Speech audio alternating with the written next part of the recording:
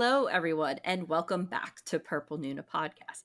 I am Stephanie Conti, and I am here as the courier to Benny.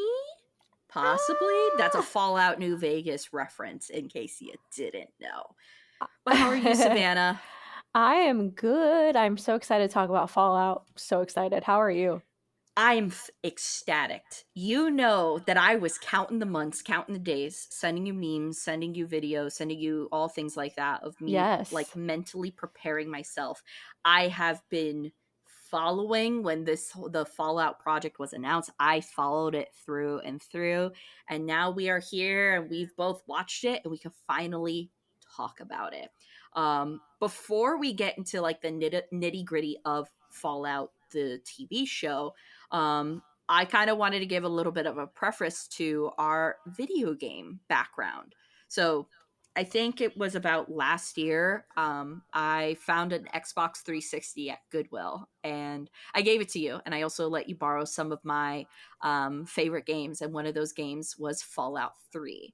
So how much of Fallout 3, because I know you've been super busy with school and everything like that, but how versed do you feel with the universe of Fallout, or at least Fallout 3? I understand the background. Like I understand the vault, of course. The farthest I got, I started to make a little shelter. So that was very Okay, cool. okay. But in terms of like the actual wasteland, I wouldn't say I know too much game wise. But I got out of the vault, walked around, and I made a shelter. So that is where I got. But Very I did cool. spend a lot of years watching you play Fallout. So I feel like Yes. from that, I do know a little bit more. Yes. So New Vegas is specifically one of my it's in my top 3 favorite games of all time. And the Fallout series I love. Now, I say Fallout series, I yes can admit that I don't have a PC, so I have not played the PC versions of Fallout 1, Fallout 2, and Fallout Tactics, but I know about them. And I have not played the Brotherhood of Steel game. There was a game, I heard it was not that great. I wanted to buy it one time. I found it in a store and saw it was priced at $60. And I said, no, thank you. And I went on with my day. But I've played all of Fallout 3, all of Fallout New Vegas, all of Fallout 4, and I've put in hours and days into Fallout 76. Like I think the last time I played Fallout 76, I was like level 200 and something, which is stupid. Like that's stupid to put that much in because it's not the best Fallout game by any means, but it was just a game I got really into during COVID. And yeah, so I am a huge Fallout fan. And I think I've told Zach this, and I'm pretty sure I've told you this before, but genuinely, if someone asks me, like, people ask you, like, oh, what's your favorite memory and things like that and stuff. And the first thing that immediately comes up, look, it's not meeting my boyfriend, it's not a birthday or anything like that. I swear my favorite memory of all time is being like 16, 17 when Fallout 4 had just came out. Fallout 4 came out in November, but I had asked for it as a Christmas present. And I was like, come on, can I please have access to it early? Please. And all things like that. And my mom was like, no, like you have to wait until Christmas. And she knew I was a huge Fallout game.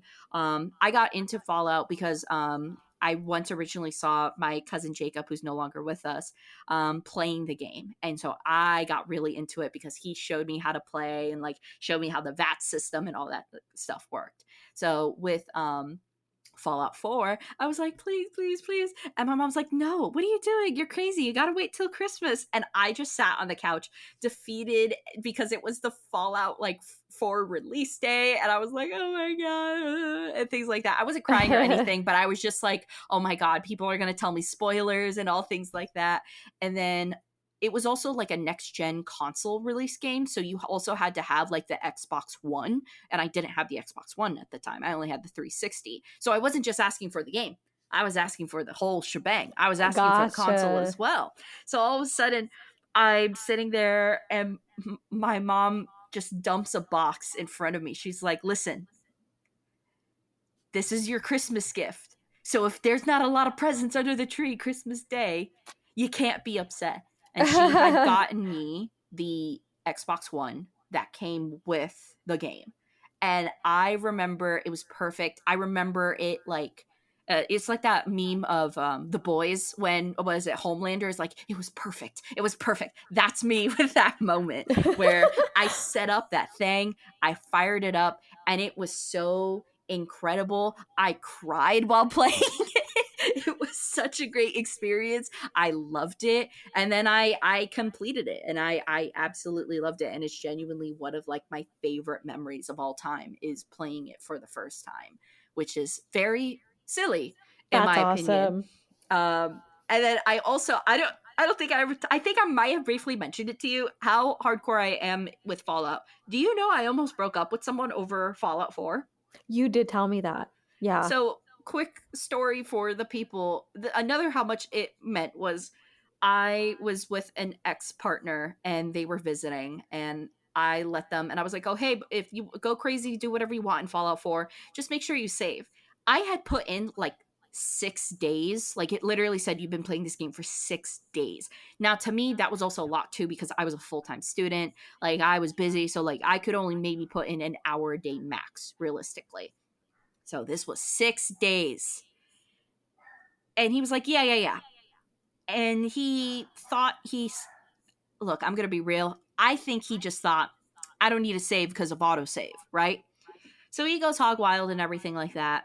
And he's like, okay, I'm done. And then he reverts back to the last save. And I just look at it and I see it go from 6 days to 4 days. And I'm like, what happened? He's like, oh, I just load the wrong file. And I'm like, no, you didn't save the original. So I lost 48 hours of gameplay. I lost 48 hours of gameplay. And I genuinely considered breaking up with him because it was just like he was just like, oh, whatever. Like I will, and like it was just one of those things where, you know what, in hindsight I should have broke up with him because Yeah, he you was should not the have. best guy. I should have broke up with him right then and there. Should have been your first clue. It should have been, but yeah. So I fortunately but he could see like I was seeing red, like I was so angry, and he was like, "Oh my god, I can't believe I did that!" And I'm like, "You're an idiot. You should have known. You didn't save. You didn't listen to me. I know everything in this moment." So it was just kind of like it was insane that that happened, and of course, it took me 48 hours to get back where I needed. But that was like a I've heard horror stories though. I've heard stories of like people losing like 100+ hours of like gaming content and things like that. So at least it wasn't that bad for me, Oh yeah, but yeah. it was still like wow, like that it life alter like it was almost like in that moment when I realized it went from 6 days to 4 days, my life kind of flashed in front of me and it was like there's two paths you can choose now, be with him and forgive or kill him. Like it was like those options, like it just felt like literally playing a game and you just see like the two paths open up and you have to pick and choose. And yeah, so I have had the best of memories with Fallout. I have also had the worst of memories with Fallout. But I as soon as this was announced and as soon as Kyle MacLachlan was announced to be a part of it, you know firsthand that I was losing my mind because they put Special Agent Dale Cooper in my favorite video game franchise of all time, and I was losing it, and it was crazy. So even like to a point where like when we got to meet Yeah, Kyle yeah. MacLachlan, I was just like, I'm so excited for Fallout. Like I'm dressed up as Blue Velvet. I'm asking for Twin Peaks. I'm dressed up as Dorothy Valens. I'm asking for a Twin Peaks signature, and I'm like, bro, I'm so excited for Fallout. He's like, you play Fallout? I'm like, all of them, all of them. Like I was really intense with it. But so now, preface of that, now we know we have someone who's a little bit more versed with Fallout and things like that, and then someone who understands the world and everything like that, and someone who can actually like you essentially have two people who have both played the games who can appreciate or criticize how this TV show has managed. So a little bit on the TV show in case you live under a rock. It's called Fallout, and it is on Amazon Prime right now.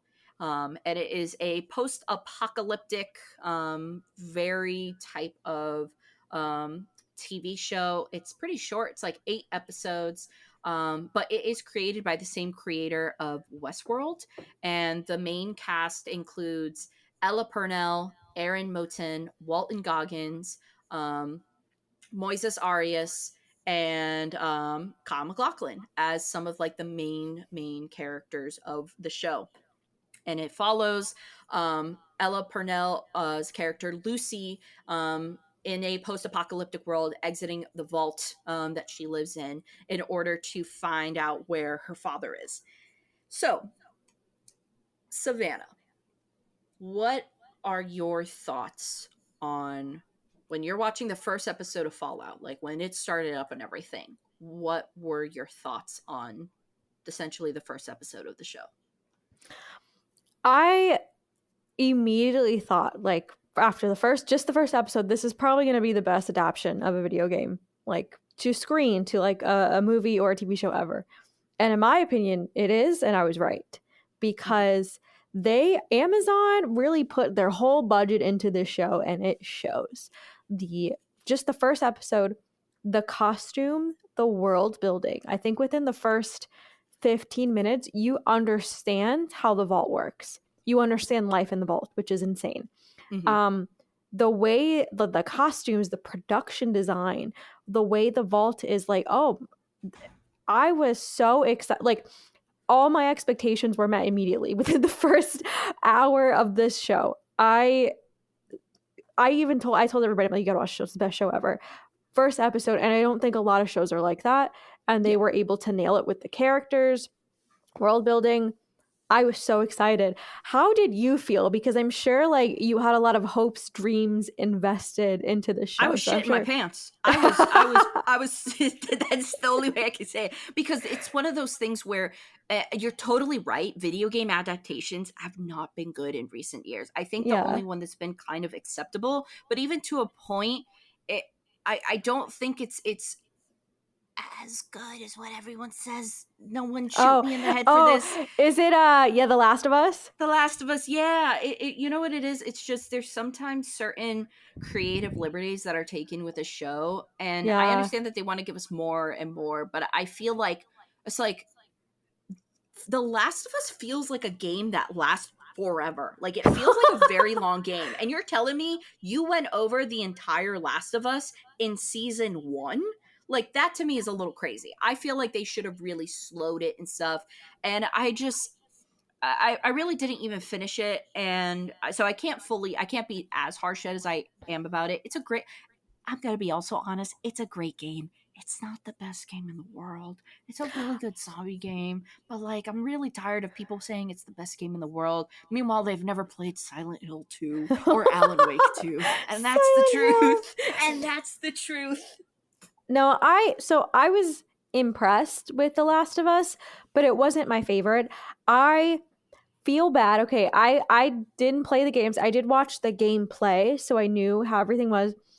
I'm going to be honest. The thing that drew me in with Fallout, it was fun, quirky, and serious when it needed to be, which is exactly like the game. Yeah, The Last of Us, man, was I just upset after like yeah. every scene I saw. I'm like, I get that the world is ending, but oh my gosh, was that just like depressive? And I guess that's the point. But at the end of the day, like there's still like an aspect of the video game where it's exciting. You're running away Yeah. from monsters. It's violent. But I don't know. Yeah, I guess we're not haters. Just yeah, Last of No, Us I maybe mean, isn't look, for there's us. worse adaptations, and Oh, of specifically course. one of the worst adaptations I haven't even seen it, but I've heard nothing but horrible things. There's a Halo TV show. Like, that's how bad it is. Not many people even know it exists, but Paramount came out with a Halo TV show starring Liev Schreiber's brother. I'm blanking on his name because all I remember him is as Porn Stash from Orange is the New Oh Black. my gosh, I know exactly who you're talking about. First Yeah. of all, Master Chief doesn't even take off the helmet. Master Chief is, as far as we know, a genderless being. Not to upset anyone out there, but we don't see what's under the mask. We don't see what's under the mask, and they should have kept it that way. Kind of like Yeah. with what's the Star Wars character that also Pedro Pascal played? Mandalorian? We shouldn't have seen it. We shouldn't have seen it. It ruins the facade. So then apparently also Halo, they really botched up the storylines and stuff. And keep in mind too, it's crazy because not only is there like 6 Halo games, I think there's like maybe 5. I know that it went up to Halo 4, maybe there was a 5 or a 6. I stopped playing at Halo 4. But there's also tons of books, tons of like actually like Yeah, like material. written Yeah. novellas that are all like accurate lore and stuff, and Paramount was just like, we're not going to look at that. The Witcher, oh my god, I can't stand the TV show because my mom watches it on loop because she's in love with Henry Cavill, and all I ever hear is that dumb song, Toss a Coin to Your Witcher. And so I don't even want to pick up a Witcher game because of that song, because that's That's all I hear whenever she watches it. I don't know why. I don't know why she doesn't watch any other episode and just the one episode with the one song. But it's like, it's things like that. So like, and I know like a lot of people who liked The Witcher and like the game and stuff did like the show. However, because I don't know if you heard, but The Witcher has kind of gone in the garbage because they recasted Henry Cavill, I did, which is a really bad move on Netflix. which speaks volumes Extremely. because it wasn't that they just recasted him. Henry Cavill said that he quit because he was a huge fan of The Witcher, and they were deliberately hiring writers and preventing writers from using original source material. So they were starting to change the character and have the character do things that The Witcher never did or has never done or would never do. And Henry Cavill, being a big nerd, was like, "Yeah, no, I'd rather not be a part of this if it's going to be inaccurate to like the lore I had originally thought it was going to be." So there's a video game adaptation. We're not even going to talk about the Super Mario movie. I'm not talking about the new one with Chris Pratt. I'm talking about the one with John Leguizamo. Okay, we're not even talking about that one. So video game adaptations have always been such a slippery slope. Another one that I am also deeply afraid of is the Borderlands movie. I am afraid of that movie. I'm afraid I'm going to watch it in theaters and be so excited and be so disappointed. So disappointed because of the fact that it was already leaked that one of the main writers and directors of the film, like someone who co-directed it with Eli Roth, at the end of production said, "Yeah, scratch my name from it." Dude, you wasted 8 months of your life and you're going to look at a project and say, "I don't like this so much to a point I want you to remove my name from it." By the way, that person is Craig Mazin, who wrote Chernobyl, the TV show. So, Oh my and who also gosh. was a part of The Last of Us. So if he's Okay, saying but like, if he said like scratch out my name, like that's crazy. Like that's bad. And it sucks could because they have a really great ensemble for it. I know Kate Blanchett is it? You know that's my girl. But Jack maybe Black. but maybe it was like a spite thing. Maybe he just It him and could Eli be. Roth got it. Which okay, I get that could be a stretch because most likely the thing that happened was he hated the movie, which sucks, real sucks. So hopefully we need to. Okay, we'll see. We'll see. It comes out in the summer, so we'll circle back to this. Which I also like, even looking at the trivia for Borderlands the movie, it said another director had to step in for reshoots because Eli Roth was busy directing another movie. Yep. Eli, I love you, but you're not, your mind is in the wrong place. Your mind shouldn't have been working on Thanksgiving. Your mind should have been working on Borderlands, please. Not Thanksgiving. Oh my So yeah, it gosh. says Craig Mazin was attached to write the screenplay before co-creating The Last of Us with Neil Druckmann. But I genuinely remember seeing that, like by the wrap up and stuff, that Craig was like, "Yeah, take my name off." Like I remember seeing a headline that said Craig Mazin asked to be removed from the credit list. Oh no. Crazy, which is Oh which is no. crazy. So look, I don't have hope for that. I don't have hope for that. But what has restored my hope in the fact that yes, a video game adaptation can be done and can be done well is Fallout the TV show. Me and Zach made a big thing about it. Like we made like a lot of like the recreation meals and stuff like that from the games and everything. As we watched it, we set up like TV dinners. We bought like glass bottle like sodas and stuff. So it was a big thing for us. And truly, it did not disappoint. The intro episode is fantastic and it really gets you hooked into it. And one thing that I really feared was that this show was only going to be, it was either going to be only meant for non Fallout people or was going to be made for people who've never seen or played Fallout before. And this show really struck the balance of putting in enough Easter eggs and really recreating the world that is Fallout, but without putting it at expense for people who haven't fully experienced For Fallout. sure. Yes. So I also really enjoyed the casting. I will say I did make some bug-eyed jokes about Ella Purnell. She She's is a gorgeous woman though, but damn, her eyes kept getting bigger and bigger every yeah, episode. I don't know. I she think maybe it was the camera. no, she got some big eyes, but like they're cute. You know, she She's looked like a little. gorgeous. Yeah, like her eyes remind me of a little. I'm like, oh, she's like a little rabbit with like bug. No, she's very pretty. Like I thought that was great Very, very casting. pretty. But I sent you one meme where it's like Lucy in Fallout, and it's just someone like staring, like with their eyes open Yeah. as far as they can.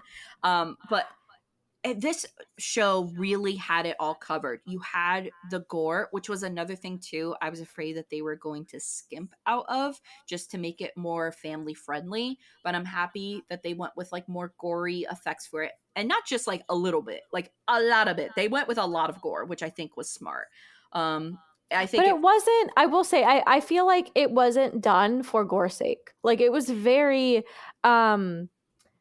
like at the perfect moments, at the perfect times. And they, in my opinion, they didn't overdo it and they didn't underdo it. And it felt very like tasteful. yeah.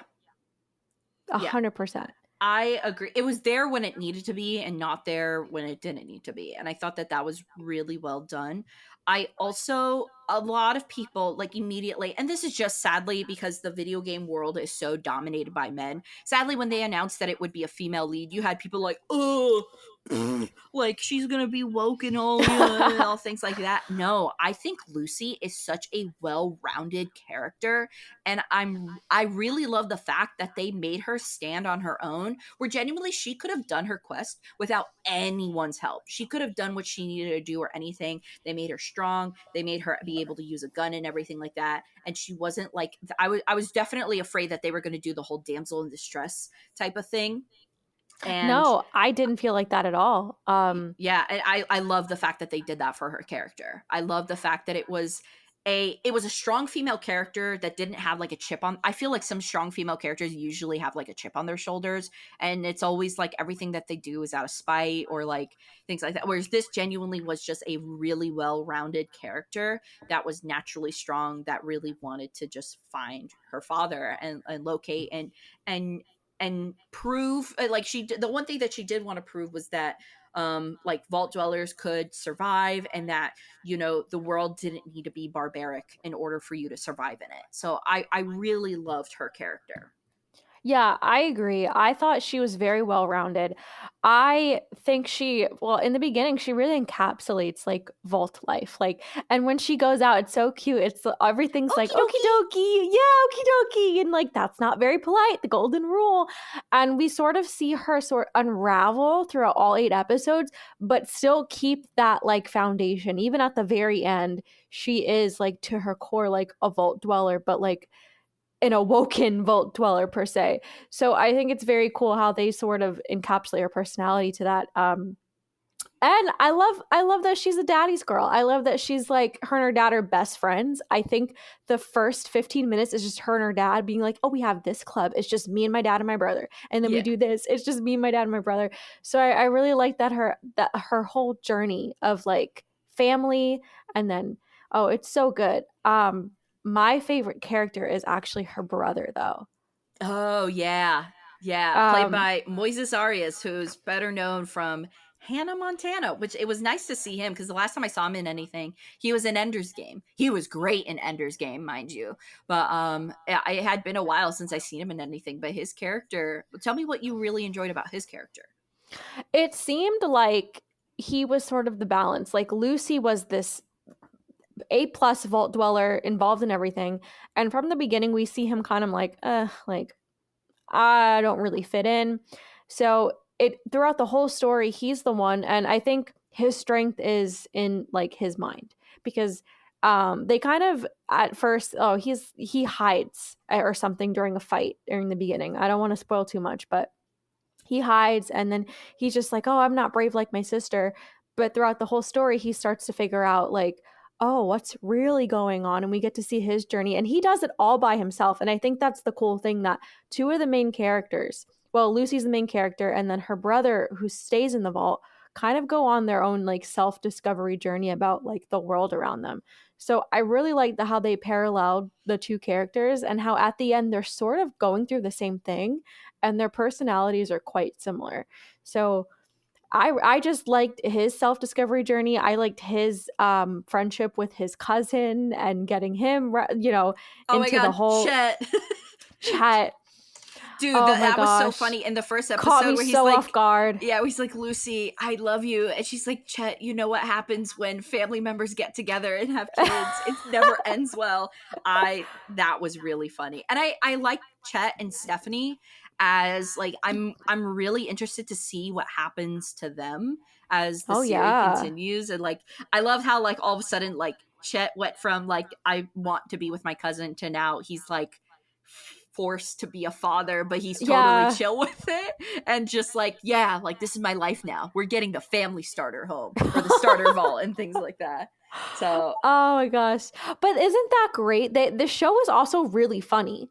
In yes. every episode, I laughed. Even at the times where it was like, oh my gosh, nuclear war, I was still laughing, which I feel like is a big part of the game, that like sometimes it's just like funny.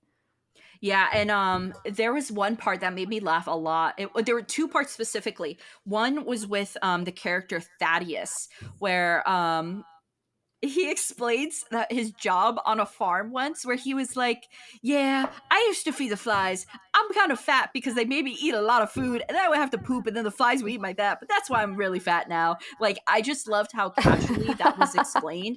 And it's really funny because I've seen Thaddeus, he's been an actor for a bit, but I've seen him on TikTok. So I was like, whoa, wait. And then I don't know if you saw, it took me like a second watch through to realize the knight that gets attacked while he's in the power armor is Michael Rappaport. Yes, yes, I did notice. I recognized the voice. I was like, is that him? Nah. But then the second time around, I was like, holy crap, that is him. But that character was great. And then also the Fred Armisen cameo where he has Oh my that radio gosh. station and he's like, no, everyone doesn't understand the music and stuff, but I won't play another song. And it's just like literally the worst music ever known to man. I think it was like only flute or something like that. Like it was just horrible. But I thought it was funny and I really enjoyed his cameo. And Matt Berry, oh my god, Matt Berry as Codsworth was like the best cameo ever. Came out of nowhere. I thought that was great.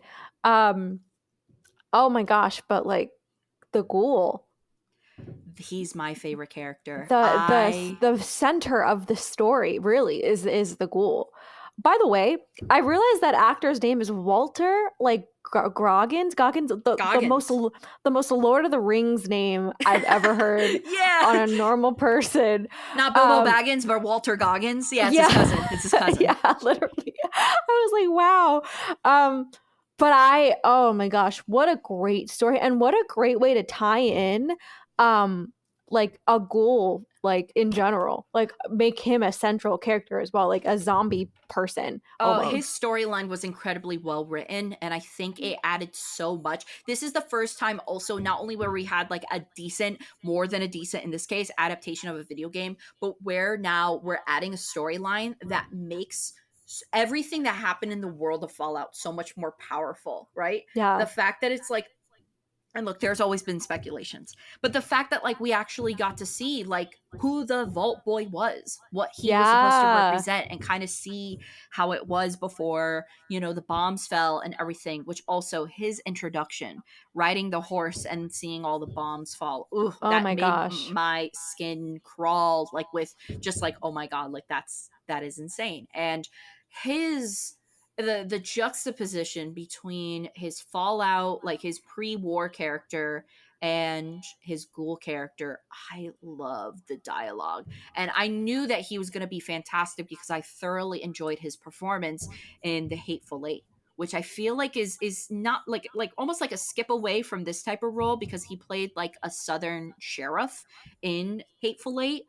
Um, so I knew, I was like, okay, whatever role he's in, he's gonna kill it. He's gonna do fantastic. But he really blew me out of the water with his performance and how like he spoke, and it he genuinely, it was like, it was incredible. Like his performance was always captivating. He always stole like the center of attention, and the way that he carried himself as the ghoul, and like how they made it like a cowboy ghoul and represented all those, characters that he played in a movie and kind of jumbled them all up into one persona for him to exist as post war is Yeah. so, it's crazy good. It is so good, and he was my favorite and is my favorite thing about the entire show.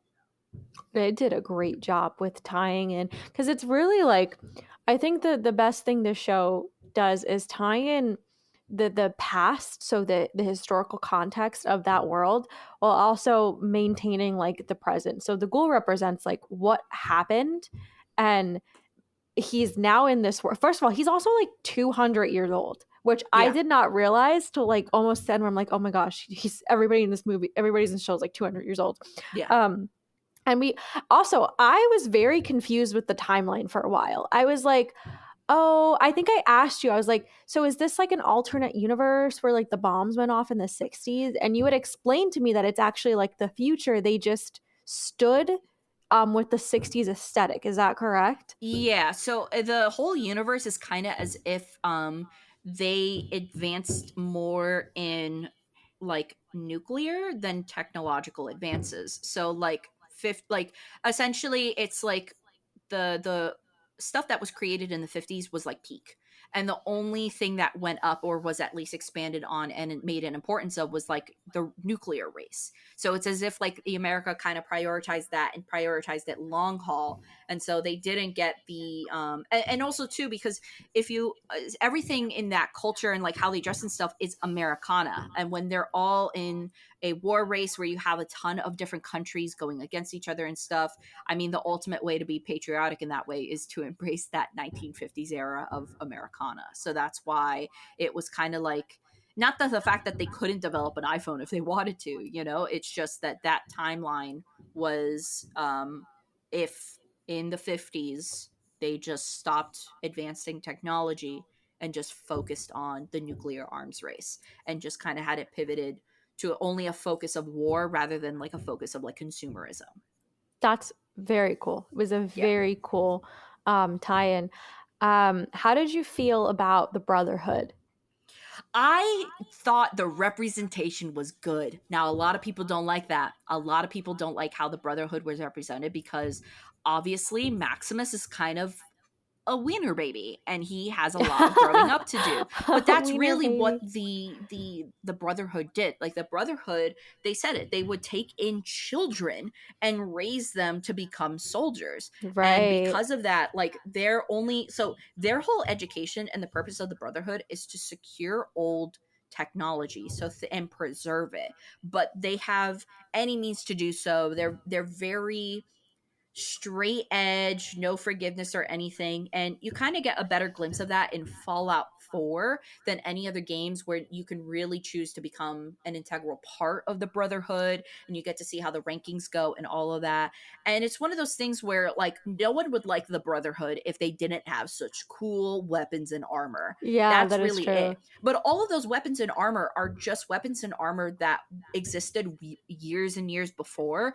They just steal it and they just believe that they have a right to it because they're preserving it. Meanwhile, they're just a militia. They're just a militia. Yeah, I yeah. did love the fact that they made it so where Maximus literally had no idea what sex was, which I think is really funny because in Oh reality, yeah. they would be sexless people.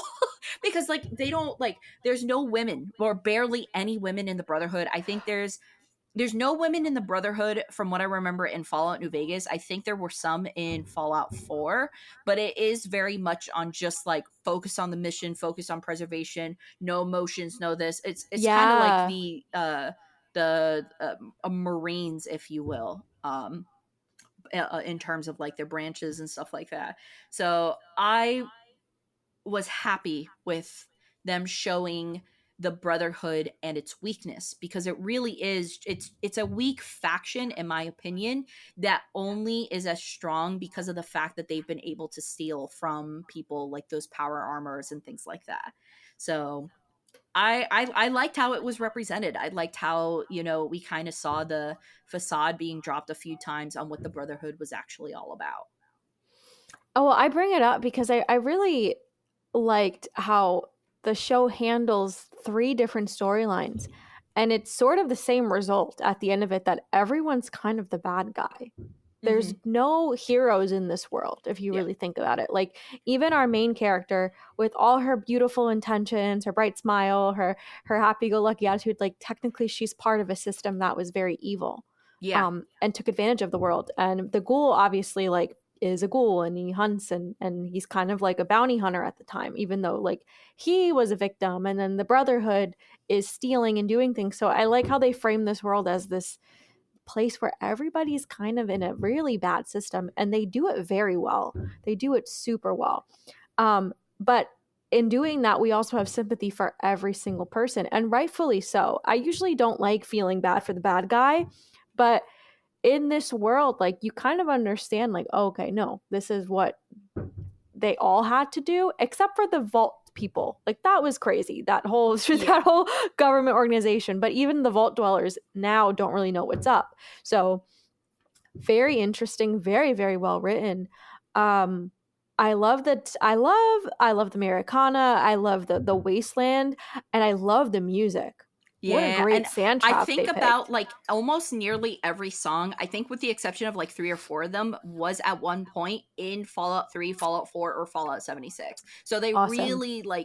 they really stuck with their sources for Fallout the TV show, and I couldn't be more thrilled that they really delivered. And I also was so happy with how much practical effects were used Oh, the over CGI, best. and it really showed. It made the world feel so much more tangible. And I love the fact that like even at one point I remember me and Zach paused, and like even the power armor, it's something that they could have totally CGI, but it wouldn't have looked as good. But there's one point where like I think it's Maximus, he grips a part of it, and you can see like his thumb presses into it. Of course, it's supposed to be metal. Your thumb is not supposed to like sink into metal, right? But even that, like even just seeing that, I'm like, no, I actually appreciate this way more. And I remember an account actually um a I don't know if it was a costuming company or like a props company, but that showing how those power armors were made and like how they were casted and things like that was so cool. And so like it feels like so many things just came out to life, whether it be the food, whether it be the creatures or anything Yeah, like that. yeah. Like they were so great.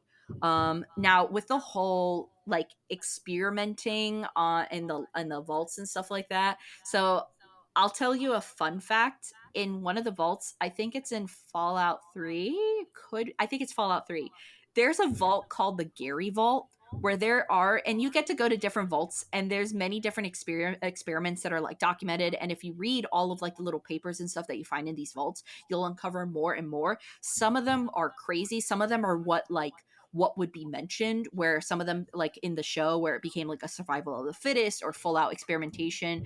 There was one guy who ended up becoming an overseer and became so narcissistic that he believed that he was the best, and so he just cloned himself. And so it's called the Gary Vault. And every time you go in it, you just see the same type of NPC character attack you, but every time he goes Gary, and he's just screaming Gary at you. Like all of them are screaming Gary, and apparently it's like for people who are named Gary and have played Fallout for the first time, apparently it's like one of the most terrifying experiences, where you just have NPCs just yelling Gary, Gary, Gary all over.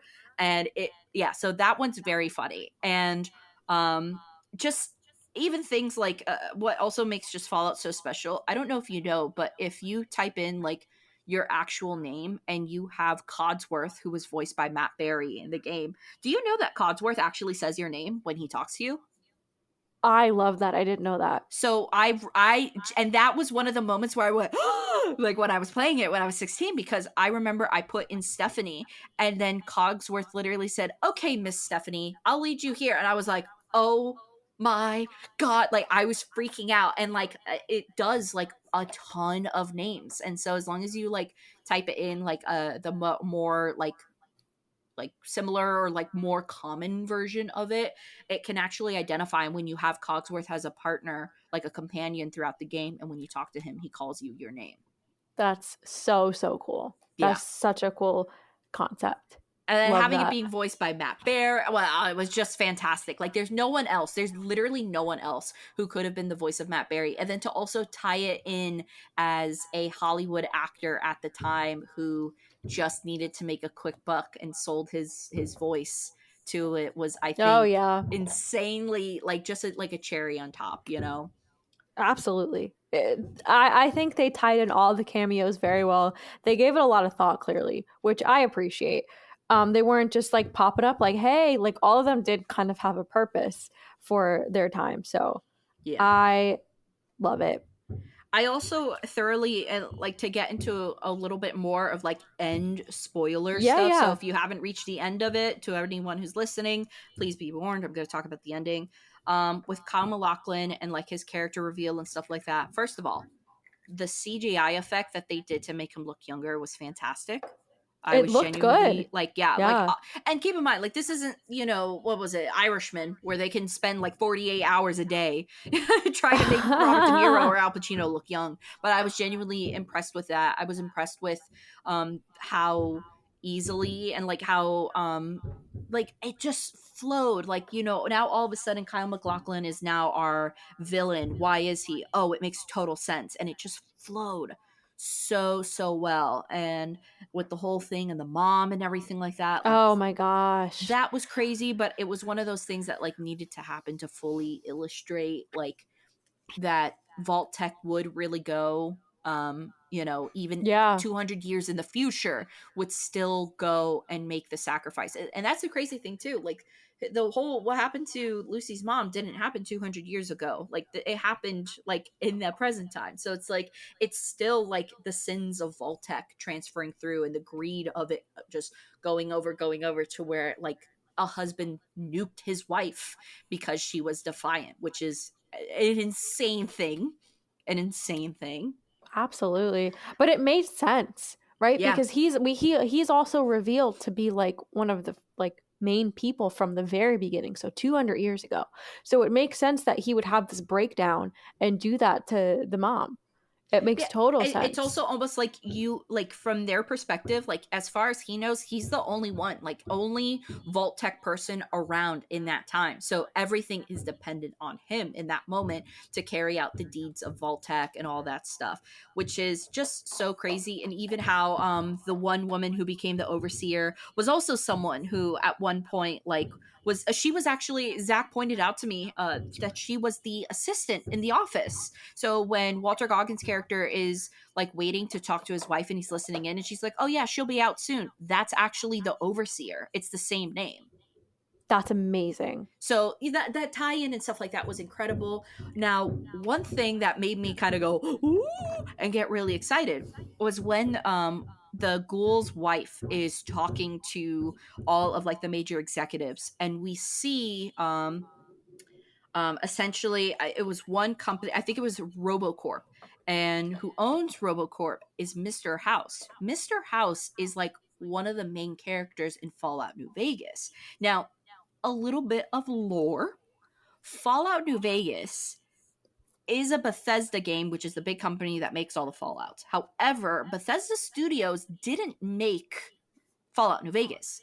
They let another studio known as Obsidian make New Vegas. So for a while, kind of Fallout New Vegas was treated as like the redheaded stepchild because it's like, oh yeah, it's a Fallout game, but it's not It's not a Bethesda. Fallout game. It's not Yeah. Bethesda. And so, like, always things like in merch and stuff like that, I've always noticed catered more to Fallout 3 or Fallout 4 so much more than New Vegas. Well, now all of a sudden I'm seeing that, and I started noticing a lot more on Bethesda website that they were now, like, 10 plus years after Fallout New Vegas came out, now they're actually making Fallout New Vegas merch and all things like that. So I'm like, wow, okay, finally. And so I was really eager to kind of see that, and like the fact that we get to see Mr. House in like his human form and everything, I was like, whoa, that's big. means that it's canon, which I had a feeling it was already going to be canon, but you never know. Sometimes companies are weird like that where they're like, well, if we didn't make the game 100%, it's not our game. Sometimes they do that. So I was really excited to see that. And I can't even tell Well, you how even more excited I was to see the ending where we oh my see Kyle gosh. MacLachlan's character actually head towards Vegas.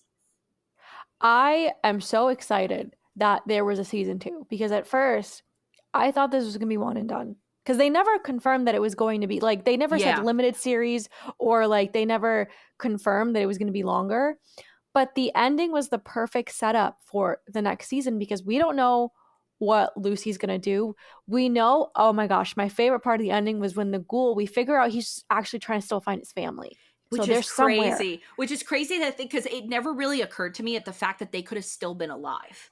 Not me neither, but it makes sense Yeah. because his wife was like some crazy higher up. We don't know. I don't know about the daughter because the daughter was with him when the bombs went off. Yeah. So I'm just so excited to see what happens there. I'm so excited to see what happens to Moises Ayer. I forget his Norm. I'm Moises so excited. Arias, yeah. Moises Arias Norm. I'm so excited to see how that plays out because he also had a crazy ending. Yeah. Um, they're just setting. I want to see the Brotherhood where that go. Like I just want to see all of this, and I mean, I'm just so excited that it's going to take place in New Vegas because I've seen you play that game the most. Oh my god, I'd be playing let's just say with New Vegas, I'm always playing New Vegas. I am always currently in a save of New Vegas. Like I play that game every year. I haven't gone over 10 years without playing that game at least once a year. Like that game is my jam. So another reason why if anyone is curious why I like New Vegas over Fallout 3 or Fallout 4, because Fallout 3 and Fallout 4 are both fantastic games, but New Vegas, the factions I believe are so much more interesting, and if we get to tap into that, because I know you told me I remember you told me they have a crazy villain, and I yes, and really like that. that is where, because I feel like with Fallout 4, every and Fallout 3 even, every faction tends to have their pros and cons. Like even in Fallout 4, like there are people who say like joining the synths and things like that are okay and stuff, which that's also crazy. And you should totally try out that game too, Savannah. Like I think you would like Fallout 4 a lot. But it's very crazy. Like there's never a solid answer. There's always like, and that's why it makes it also so much more difficult, because in terms of karma system, there really isn't a karma system in Fallout 4. There is a little bit in Fallout 3, but not to the extent that like New Vegas has. New Vegas is, you do what you want, you create your own role playing adventure and stuff like that. And the biggest villain in that is the Caesar's Legion, or Caesar's Legion.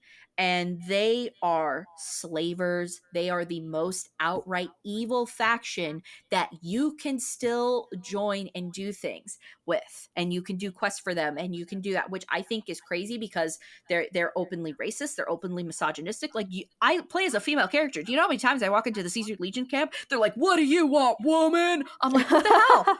What the hell?" I'm just walking, you know? Or like even if you are a female, like even little details as like, which by the way, I don't know if you know, I think I may have told you this, even if you're female and you join the Legion, they will kill you in nearly every ending because you're That is still a so female funny. and you are subferior to them. Like it is crazy. And even just the options in New Vegas, and I really hope that they kind of bring alive to a lot of that in New Vegas, is just really how wild New Vegas is. There's a perk in the game called the Wild Wasteland perk where you just come across like really weird stuff. Like I remember I entered one building, I exited, and three grandmas with rolling pins were beating the hell out of me as soon as I ended up, and all screaming at me. That is only like, you only get to see that if you have that particular trait. So it's Right. so I truly love New Vegas, and I think New Vegas also has one of the best villains, and that is Benny. Benny is a character that tries to kill you and shoots you in the head, and you know, surprise and stuff. Benny is also voiced by Matthew Perry, and it's genuinely one of the best voice acting because he is such an evil rat-like character, but he's talking to you like Frank Sinatra, where it's literally Matt Perry going, ring a ding, baby, I just had to do what I had to do for some cash. And it's the best. It is the best. But Benny is still always evil. So I would love to see them do some type of tribute to Matthew Perry, because Matthew Perry was such a huge Fallout fan. Look, I'm not a Matthew Perry Friends fan. I'm a Matthew Perry Fallout fan. Let's make that clear. He once went on a show and talked about how he played Fallout 3 so much, he needed to have carpal tunnel surgery from playing it so much. And when Obsidian heard this, they said, "Hey, would you like to be the voice of the, like antagonist of the Benny. game, Yeah, of yeah. Benny?" And it is one of the best. I love all his dialogues and lines and stuff, and I really am excited to see, and I kind of hope, and I don't think this is going to happen, but if there's any sliver of hope, I know who I want to be Mr. House. Mr. House, Okay. we see a young version of him during 2077, in the glimpse where they're in the conference room. If they go with an older Mr. House, he genuinely was like a Clark Gable looking guy. He had the signature mustache, all of that type of stuff. I would love, and a lot of time when you meet Mr. House in the game, he is just a picture of himself on a computer screen, because Mr. House is essentially in a frozen state, but his brain is still awake. So he uses a computer to run everything in the Vegas casinos and stuff like that. I would love Robert Downey Jr. to Oh, play Mr. that's a good House. choice. I Yeah. would love it. I don't know if I know Fallout did really well. I don't know if Fallout has Oppenheimer, Robert Downey Jr. money. I don't know if they have that type of money right now, but I would love to see that. I think that would be like my kind of dream role for it, as I'm thinking about it now. Um yeah, just it needs to be a like cunning, conniving, smooth talker, and I feel like Robert Downey Jr. could really nail the dialogue of that. I agree. So I'm really excited for it. I really, and people are like, oh, but they're gonna mess up New Vegas. No, they're not. If they did this well, if everyone stays in their same position and stuff, they're not gonna ruin New Vegas, in my They're opinion. fine. They're going to do great. This was a great first season. Flawless. And I'm the good. one good thing too, these games are such a good testament to themselves, where the show can be bad all it wants. It does not ruin the game. It It does. just Yeah. does not ruin the game. Even as bad as a show as Halo is still a fantastic game to play. Like it doesn't sour that. It just sours the show experience. But speaking of which, I'm very nervous for the future, because supposedly, Savannah, get this. You know, there's a Okay. Silent Hill 2 movie, Yeah, you told and it's me. it's made and it's done. It's done? It's done. Like finished? Done. Like post production at all? Done. Okay. I'm getting nervous because we haven't heard a lick about it. I saw entering post production. I was like, oh my god, they just announced this movie 2 months ago. What do you mean? They did it that quick? I'm nervous. I'm looking this up. I'm nervous. Is it Return to Silent Hill? Yes. Okay, yeah. I don't really know because it says it's supposed to be coming out this year. That ain't gonna happen. We haven't even gotten Silent Hill 2, the remake. Oh no. There's not even pictures. Yeah, you can see, but there's only one picture on IMDb, and you can see the filming date, February of this year. Oh my god. It says it's in post production. I'm so confused on the casting. I'm not going to talk much about it because I'm a hard disagree. Look, I'm saying this right now. If anyone's going to be James Sunderland, it's Silent Hill 2. It's going to be one of two people. It's either going to be a young Peter Fasinelli from Twilight. From or Twilight. the dad from Twilight. Make him young again and put him in that role. He'll do great. Or, and this is so silly, Shane from Smosh. I'm telling you, Stephanie. give me a camcorder and I will do God's work on that set. Are you kidding me? But you know what? I could see this guy. Like he just needs to be a beach blonde. They need to, He give looks him some so beach British. bleach blonde. He Bleach looks so blonde. British, and I think he is. Yeah, Okay, yeah, but yeah, yeah. I liked Mary. Mary I looks think. good. I mean, that wasn't a difficult casting option or anything like that, but Okay. like, But I agree. it's I'm not understanding why they're like the photo is from the game.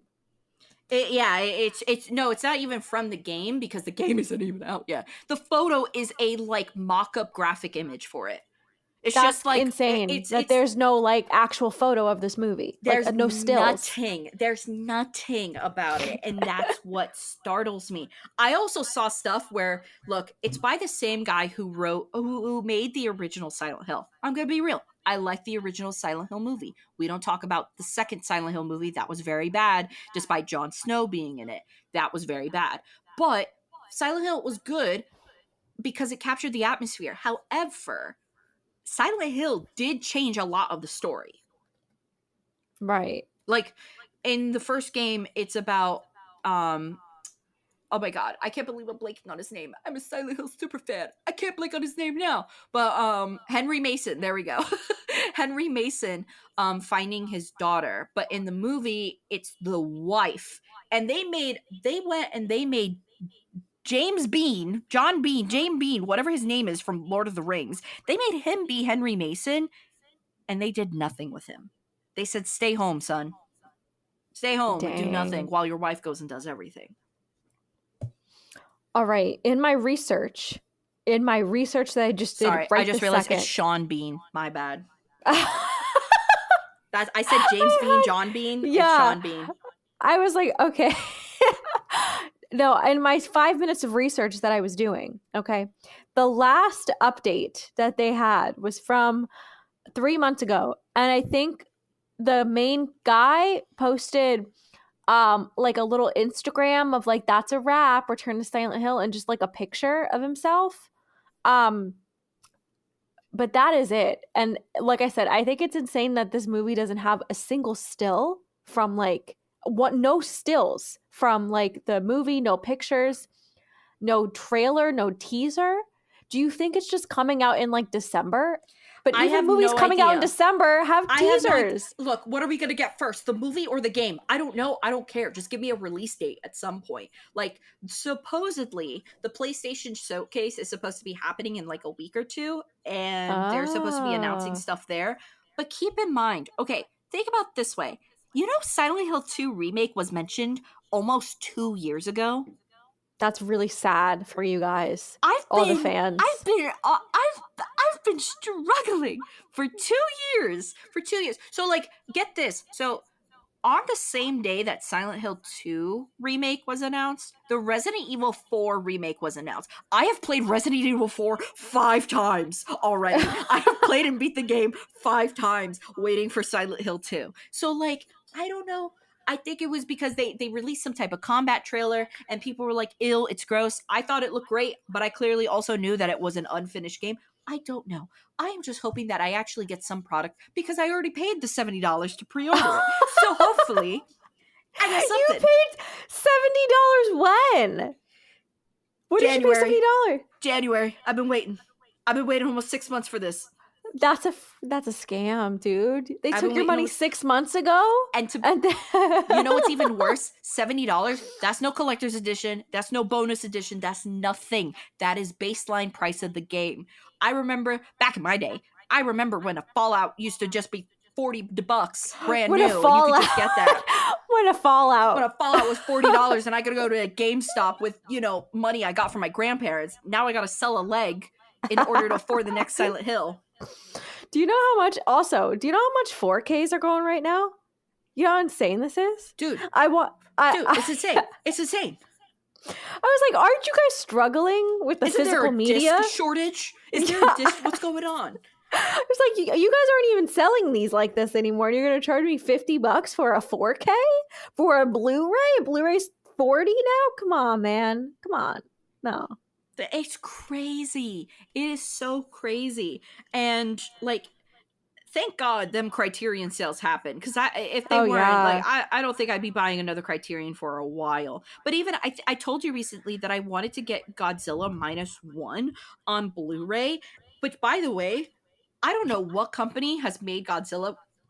Sorry, I almost burped. I don't know what company has made Godzilla minus one, and why they're not releasing it in the U.S. or putting it on DVD. Like, right now, the Blu-ray for it, like, which is crazy, the 4K Blu-ray for it, if I want it from Japan, it's 85 freaking dollars. That's Looney Tunes. That's Looney Tunes money. That's Dude, insane. on Mercari, someone is selling Godzilla minus one 4K Ultra HD Blu-ray limited edition steelbook, $234. Report them. Scammers. You think I'm Report it. buying a freaking kaiju for that price? What's going on? Like, it's just crazy. And people are like, "Oh yeah, you can buy this one. It's on eBay for $18." I'm like, "It's a bootleg. It's a bootleg. I'm out of my bootleg years. I'm not buying No. bootlegs anymore." We're too old for bootlegs. We can't be doing that. Yeah, like, Absolutely not. it's just crazy. It's just so crazy. Oh wait, I think I might have found a holy grail. Okay, Huh? excellent. I found Godzilla minus one Blu-ray from one of, like, there's a Asian gaming and media market that I shop a lot from called Play Asia. By the way, they're great. If you ever buy a game that's found in Japan, and it's, yeah, like, get it from there because it's so much cheaper. They actually have it available for $30, the Blu-ray. Oh, beautiful. Add to cart. um but yeah, like, it's just things like that. It's like, media is dying, but yet why is the price of them going so much? Like, you would think that. You know what it is? I think people are smartening up, okay? This is my theory. And this is what we have been preaching, by the way, for like since we started this podcast for 4 years. Streaming services are getting expensive and you don't own anything. Yeah, And as we've stated multiple times, even if you buy things from Amazon, from like digital anywhere, you don't own the movie. They have the rights to take it from you.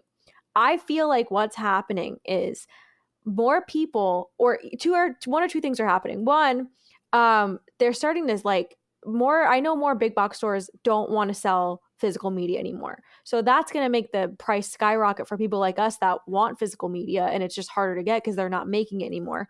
Or two, people are smartening up and realizing, oh wow, like I would like to watch a movie without 16 commercials interrupting me. Hulu, yeah. or Dude, I paid $3 for the student account. You don't have to batter me with like 4 minutes of commercials. My life already sucks as is as a college student. Please. Hulu and Disney Plus out of hand with the commercials. Out Out of of hand. hand. They're always 2 minutes, and like I'm getting Every the Hulu most. commercial I get is sexual in nature, and Me I don't know. too. I don't know what's going on. I don't know what Hulu thinks I'm doing, but I keep getting like AIDS and HPV and like just like medications for that, and I'm like, what did I search that It's like, you guys think I'm? can I answer a little questionnaire? I could tell you a little bit about me, so you can show commercials that are a little bit more relevant to me, please. No, but I feel like that for me was enough to be like, I need to buy my favorite movies. I'm not relying on Hulu to have like my favorite movies. I'm not relying on Disney Plus. I'm not because like I can't watch a movie with 17 commercials and feel I like get I'm it. getting my money's worth. I get And I it. feel like people probably feel, if they were smart, they would feel, okay, let me buy that on DVD, which could also make the price skyrocket. So I feel like it's one or two or both of those things, because there's no way now Harry Potter on 4K is $95. There's no way that just happened. Yeah, that's insane. That's insane. Or like, dude, one thing I don't get is like when companies release TV shows, and it's like, for some reason every season is a different package, and I'm like, I just want it all in one. I know those discs can hold 100 gigabytes. I know a Sailor Moon episode isn't more than 4 gigabytes. Do not trip me. I do need to know. And like, they're selling Sailor Moon for $25 a pop per season. I'm like, what are you thinking? What are you thinking? I'm not paying $25 a pop per season. Like, that's crazy. Yeah, they're taking advantage of us, man. I'm telling you. They know. They know these streaming companies got us. They know. They know what they're doing. So, and I know this is a little bit off tangent from Fallout and things like that, but genuinely, to anybody who's listening, if you have older video games, keep them or send them to me. The reason why I say this is because video games and the prices of games have skyrocketed. And I'm not talking about new games. I'm not talking about your Call of Duty 17. I'm not talking about that. I'm talking about like that game that you were like, oh yeah, I really like this as a kid. Now all of a sudden that game that you thought maybe was worth like $2 or something like that is all of a sudden worth $40. It is crazy. And it's because as time goes on, companies are not re-releasing games for the next gen console. So if you want to play your fun little X-Men game that you used to play as a kid, congratulations, you could only ever play it on that or learn emulation. So do not throw away your stuff. Do not go to yard sales or things like that. Do not give it to GameStop. GameStop will look at you, spit in your face, and then take the games and go, thank you very much. GameStop will give you nothing. GameStop will give you nothing. It is crazy. It is crazy. Things that I've taken to GameStop where I'm like, oh yeah, what's the price there? They're like $5. And I've brought it to another game store. They're like, oh my God, we'll give you $80 for this. Oh my, what? Like, it's insane. So anyone who has video games and stuff like that, either like give them to a local game store that's like not a chain. They'll really know, or at least it's a local chain.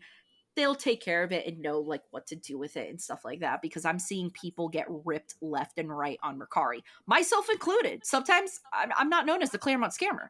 Sometimes I'm the Claremont loser because I'm getting gypped off of a deal. And I say this as someone who, I went to one of my favorite game stores today, and they had this one game, and it's called Rule of Rose. If any of you are a nerd, you might know what this means. Mega money. And I see that disc there, and I went up to the guy and I'm like, hey, I'm surprised you guys still have that disc. And he's like, I know, we haven't sold it. And he's like, listen, he's like, I it's a hefty price. I'm not, this is the conversation we're actually having in the store, Savanna. Okay. So think about now what the price of this game could actually be. If he says to me, hey, I know it's a lot, but you've been in here a lot. And if you ever want that game, I'm willing to discount the hell out of it to sell to you. How much do you think said game is? By the way, disc only, no manual, no case. Oh, I don't know, like 100? $530. What game? What game are you talking Rule about? of Rose. It is a game that got banned in a lot of places because it's about like an abusive orphanage. So a lot of people were like, that's not for kids. And like, even though it's an M-rated game, and a lot of it was like banned and things like that. It's supposed to be a really well done game. It's like really pretty and it's like a really great game. But because of that and how limited it is, it was only released in 3 countries and they all were very limited. And so because of it, it is considered to be one of the most expensive PlayStation 2 games, where the disc itself is $500 and change, but in box with the original case and manual goes up to $1,000. That is wild. And this is because that company that owned the game has since gone defunct, and no one who currently owns the rights to it wants to port it to a modern day device. Oh my gosh. Can you imagine $1,000? I was sweating. I was like, do not tempt me with a good deal, my sir. Do not tempt me. I will be back here with So I've said for my birthday, if it's there on my birthday, because I will probably go to that store on my birthday, and if I have a ballpark area of where I would want that game, ballpark, if I can get it with some birthday money and some money saved, I'll do it. Stupidly, I will do it. I will put some stuff towards that fund for you. Oh, I'm asking 40% off. I'm going in there. I'm like, look, you've had this shit for 3 months. I'm taking it off. I got cash. Like, I'm going in there and I'm fighting for it. I'm gonna be like, it's my birthday, it's my party, and I'm taking it home. You know. So yeah. Well, I will gladly donate towards that for you. I appreciate that. You shouldn't condone my addiction, though. I appreciate it. I told Zach, I was like, because he was like, oh yeah, I'll give you some birthday money to help you pay for it. And I looked at him and I was like, you don't give the alcoholic top shelf. What are you doing? I was like, you can't say that to me. You could be into such worse things. You like a little video game? We're gonna get you that little video game. A It's little fine. video game. A little hundreds of dollar video game. Yeah, it's fine. You don't ask for much. I'm a Well, simple that's not girl. true. But I'm a simple girl. I just want a $500 video game. But that's also why, like, it's. And then also, I had recently told you that the Xbox 360 is going to be closing off their stores. So some games that the companies have since gone defunct or they don't currently have ownership and stuff, when the game store goes down, the only people who will ever have access to that game are people who emulate or people who actually bought it and have it on their Xbox. So there's never, like, and most of those games that are original to it never got a physical release. that sucks. So, and on top of it too, Xbox has also kind of hinted, Xbox made, Bestie, you don't even know, Xbox shot themselves in the foot recently. I did hear this. Yes. So you heard about the Hi-Fi Rush situation and everything? I did. Where I did. they essentially a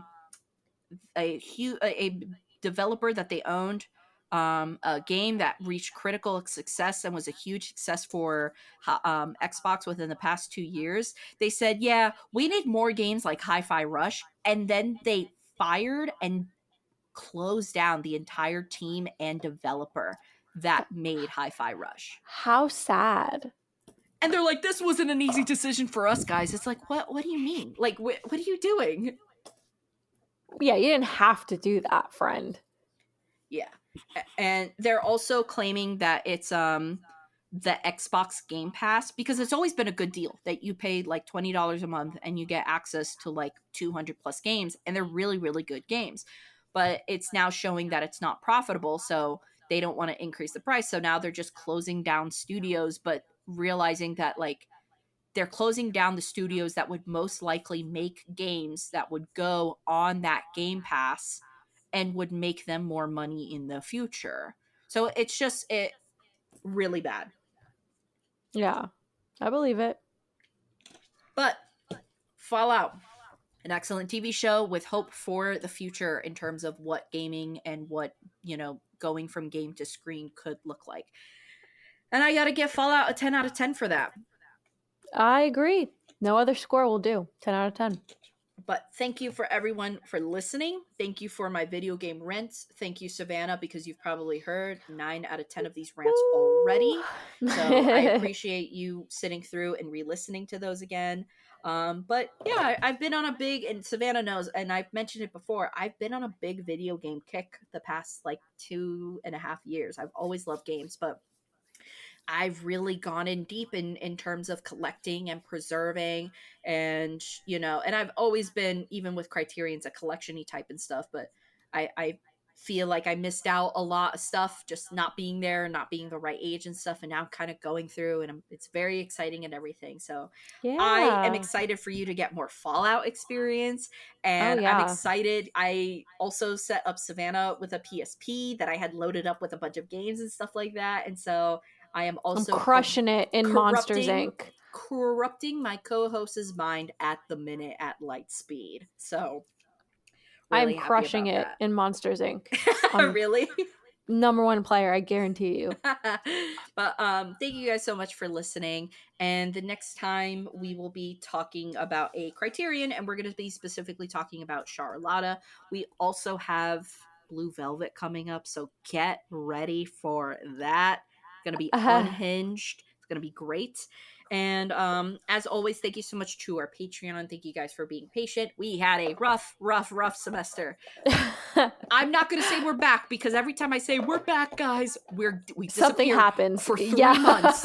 So on that note, I'm just going to say thank you to our Patreon members. We have our Sensei David, our homeboy James, Danny Boy, and our buddy Ryan. Thank you guys so much for being a part of our Patreon and just being continual support. And also, to you freaks out there who like Empire Sun, I don't know what you're doing.